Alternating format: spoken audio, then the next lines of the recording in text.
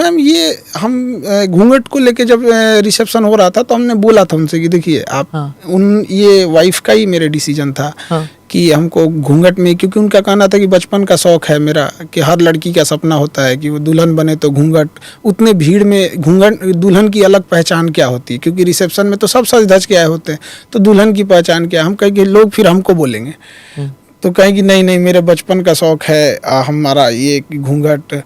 तो हम समझाएं उनको, अब कोई कितना ही समझाएंगे, लेकिन वो जिद पे अड़ी थी कि नहीं हमको ऐसे ही रहना है। Congratulation, thank you ma'am. शादी हुई आपकी पिछले हफ्ते। यार ये सीक्रेसी की बात बताइए, किसी को पता ही नहीं था कि आपने सीक्रेटली शादी की और उसके बाद धूमधाम से रिसेप्शन किया। ये सीक्रेसी की बात बताइए, क्यों और कैसे? अब मम्मी पापा का पसंद था और उन लोगों ने डेट डिसाइड कर दिया। पसंद अरेंज मैरिज था आपका? हाँ। अच्छा। तो हम लोग को तो मतलब मम्मी डिसाइड कर दी डेट, अब सब चीज़ शेड्यूल था। तब तक इधर से हमारी बदनसीबी की पाकिस्तान जैसा पड़ोसी मिला हुआ है किसी को क्या पता, कोई भी चीज़ें काफ़ी पहले से शेड्यूल रहती है। इधर ये किया, यहाँ पे तो हमारा था कि भाई सबसे पहले राष्ट्र होना चाहिए, this is not right time. लेकिन क्या होता है कि कोई चीज़ें पहले से डेट हो जाती हैं फिक्स चीज़ें, तो उसको भी पीछे हटना थोड़ा सा अटपटा लगता है। तो उसी बीच में चुपचाप से कर लिए थे हम लोग। हालांकि पहले से था कि मतलब एकदम सादगी से करना है, बाद में रिसेप्शन दे देना है। पर कैसे हुआ कि लोगों को पता ही नहीं लगा? पटना में हुई ना शादी आपकी? नहीं, किसी को नहीं पता है कहाँ हुई थी ओह, ये भी सीक्रेट है। मतलब ये तो वो नूर खान एयरवेज वाली बात हो गई, किसी को पता ही नहीं कि क्या हो रहा है, क्या रखा हुआ है। तो अभी देखिए नीट का पेपर लीक हो जाता है, बीपीएससी का पेपर लीक हो जाता है, हमको ये नहीं समझ में आता मेरी शादी लीक नहीं हुई, इनका पेपर कैसे लीक हो जाता है शादी में तो उतने लोग होते हैं। आपको आउटसोर्स करना चाहिए था ना खान एकेडमी को। तो उन लोग को पता नहीं क्यों ऐसे हो जाता है उन लोग। हमारा तो कहीं से नहीं हो, इवन की ड्रोन ना हो, मतलब एक चीज का डर था कि कहीं ड्रोन से ना रिकॉर्ड हो जाए, तो ऊपर से भी कवर करा दिया गया था जहाँ पे आपका निकाह हो रहा था। हाँ। क्या लगाया आपने? टेंट लगाया? हाँ, वो सारा चीजें वो पैक कर दिया गया, कंप्लीट पैक टेंट। तो लोगों ने क्या सोचा फिर कि क्या मतलब बारात निकली होगी, कुछ तो निकला होगा? कैसे आप गाड़ी में गए, कैसे गए आप? तो नॉर्मल जैसे सब गए, गाड़ी से ही गए थे वहाँ पे। बट किसी को पता नहीं लगा था कि क्या है क्या नहीं। हाँ। इवन जिसका जगह था ना, जिसकी प्रीमिसेस हम लोग यूज कर रहे थे, उन्हें भी नहीं पता था। निकाह के बाद पता चला कि यहाँ खान सर का निकाह हुआ है। ओह पर फिर जब आपने तय किया कि ऐसे सीक्रेसी में शादी करनी है, तो आपकी जो अब वाइफ बनी है वो अग्री कर रही थी? क्योंकि जिंदगी में एक बार शादी होती है, धूमधाम से सब करना चाहते हैं।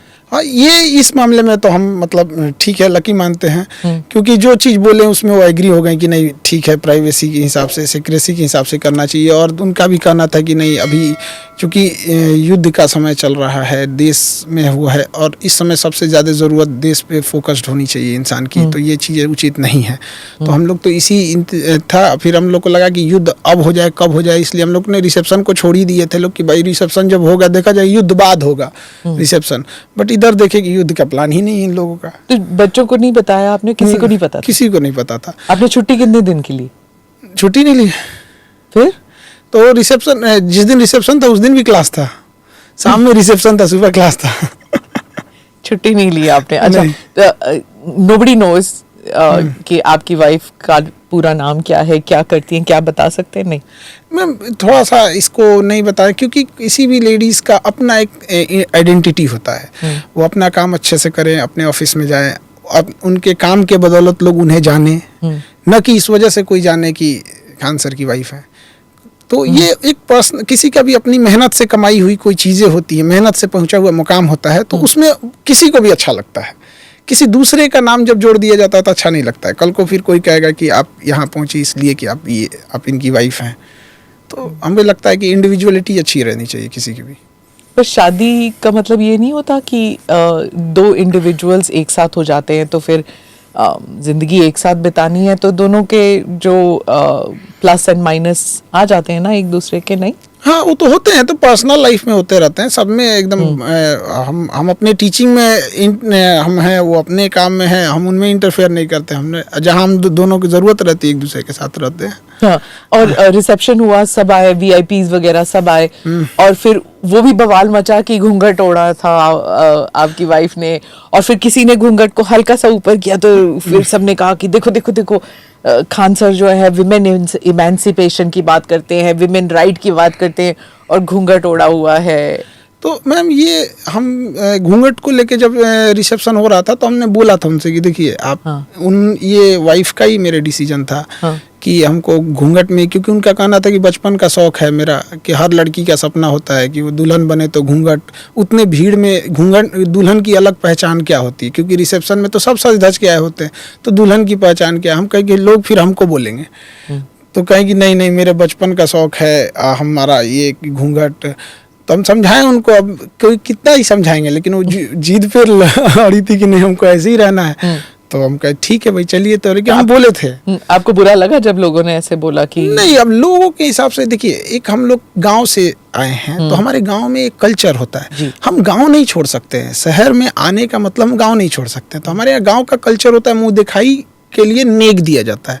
तो जो औरतें होती हैं या जो छोटे होते हैं उम्र में, वो मुंह दिखाई नेक देते हैं, लेकिन जो भसुर होते हैं, जो बड़े होते हैं एज में, आज भी ना मेरी मम्मी भी मतलब जो भसुर में आते हैं तो वहाँ पे भी थोड़ा सा ऐसे कतरा के निकल जाते हैं लोग। तो थोड़ा सा वो गाँव वाला चीज़ रहता है कि भाई उसमें तो सीनियर भी आएंगे एज में, और कुछ जैसे गवर्नर सर तो एकदम मतलब पिताजी के एज के आएंगे वहाँ पे, तो वहाँ पे एक तो गाँव वाला भी कल्चर रहता है। और हमारी भारत की संस्कृति थी, इसमें ना कोई किसी रिलीजियस संस्कृति से तो थी नहीं यहाँ, ये तो एक इंडिया की कल्चर थी। हालांकि हम समझाए थे, लेकिन होता है क्या कि हम थोप नहीं सकते ना अपनी चीजों को, नहीं आप ऐसे मत कीजिए। उनका शौक था घूंघट करने का, तो और वो करियर वाली हैं, मतलब वो काम पे जाती हैं। ये नहीं तो काम पे क्या, हम घूंघट लगा के थोड़ी जाते हैं। रसोई कौन संभालता है, आप कि दोनों साथ में? हमें खाना बनाने नहीं आता है, मम्मी और वो। अच्छा, हाँ साथ में रहती है ना आपकी माँ।